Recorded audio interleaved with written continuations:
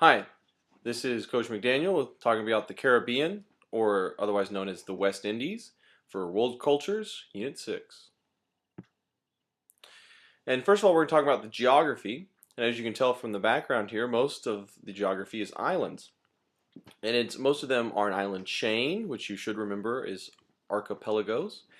And they're created by either volcanoes or by mountains where earthquakes and continental plates have pushed up out of the sea.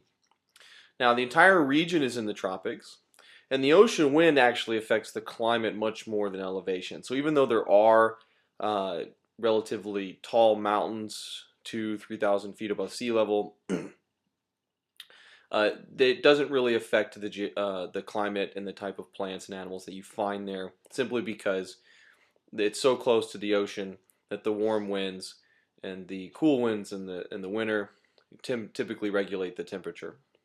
Now, obviously, this wind also brings in hurricanes, and all of the hurricanes that hit the United States come first through the West Indies.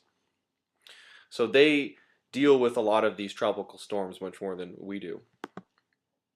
Their economy is based off of two things: tourism and farming.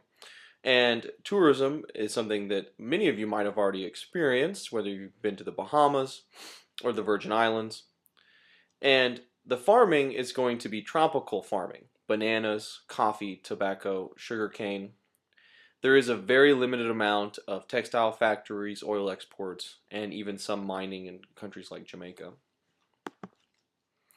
Now, the history is that the Christopher Columbus actually lands in the West Indies in 1492 as he sailed the ocean blue, and he met the Taino tribes. It's a brief name we use. We don't have very much about them because almost all of them were killed off due to diseases and smallpox, or were killed being colonized and conquered by the Spanish conquistadors. The Spanish colonized most of the West Indies, but there are pockets of French, British, and even Dutch as well.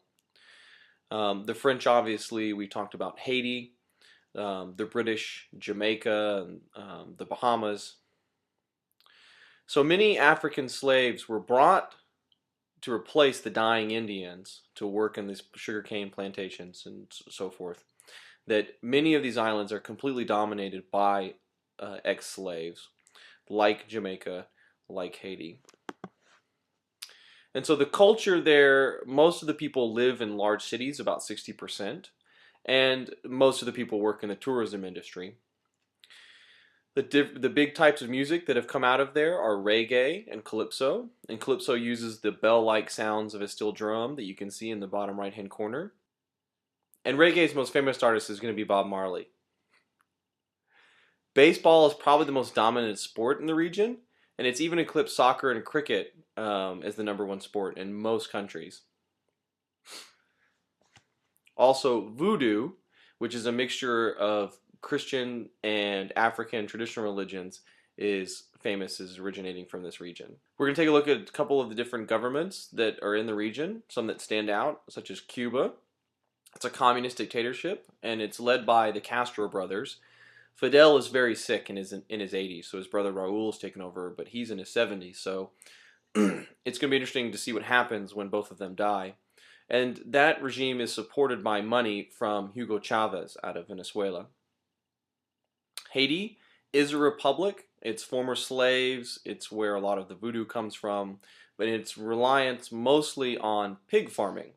They recently experienced a very horrible earthquake. They were already very poor, but with the earthquake destroying many of the homes that were not very well built, many people have little to nothing right now and have needed a lot of help from the United States. And then you have Puerto Rico, which is actually U.S. territory, and we've talked about them before. They have recently voted that they would like to become an American state. That doesn't mean that they are one. They're still just a U.S. territory. The United States Congress must vote to accept their them asking to become a state. And so we'll wait and see. But they have all of the same rules and laws that you would find in America. And so even though they speak Spanish, they are very Americanized.